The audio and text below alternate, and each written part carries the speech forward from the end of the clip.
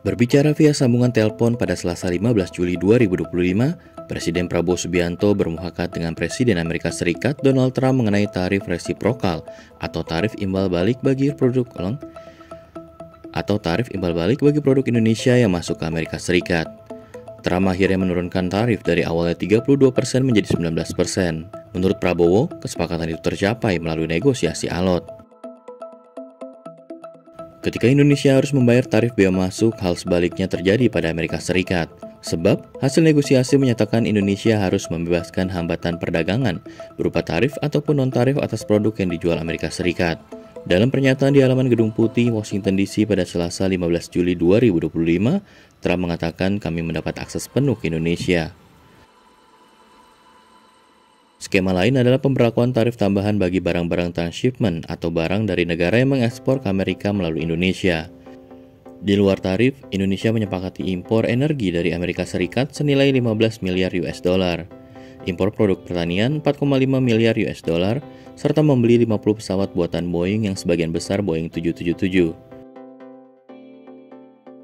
Ihwal syarat yang ditetapkan Amerika Serikat, Prabowo Subianto mengatakan barang-barang yang akan diimpor memang dibutuhkan di tanah air seperti gandum, kedelai, dan gas. Adapun pesawat Boeing disebutnya diperlukan untuk memperkuat armada PT Garuda Indonesia. Prabowo juga mengatakan akan terus bernegosiasi dengan Trump. Pada September hingga Oktober, Prabowo akan bertemu dengan Trump di Amerika Serikat. Menteri Perdagangan Budi Santoso mengklaim Indonesia memperoleh tarif impor terendah di antara negara-negara Asia Tenggara. Dia mengatakan telah melakukan mitigasi terhadap 10 produk ekspor dengan memetakan negara-negara pesaing. Budi juga mengklaim produk-produk yang diimpor dari Amerika Serikat adalah bahan baku dan barang modal. Karena itu, kata dia, impor dari Amerika Serikat akan mendukung industri dalam negeri.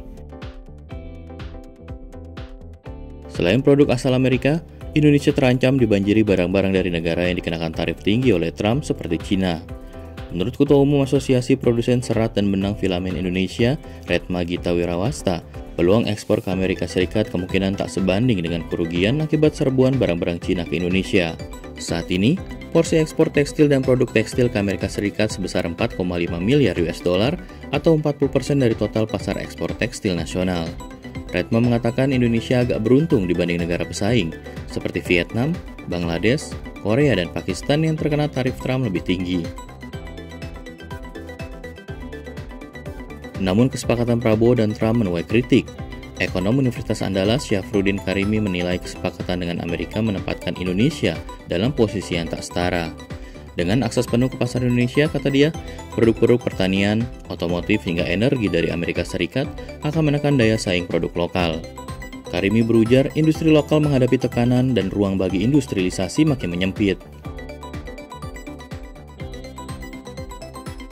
Tarif 19% juga mengancam daya saing ekspor manufaktur Indonesia ke Amerika.